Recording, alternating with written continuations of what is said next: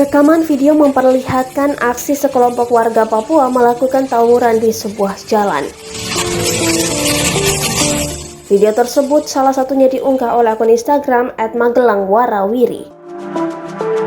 Dalam postingannya terlihat sekelompok pria melempar dan berlarian.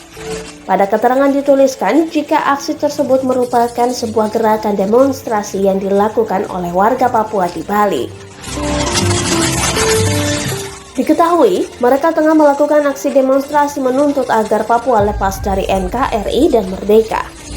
Aksi demonstrasi tersebut dilakukan pada Rabu 1 Desember 2021. Hingga akhirnya demonstrasi tersebut dibubarkan pihak kepolisian dan tokoh adat karena dianggap sudah mengarah pada tindakan anarkis.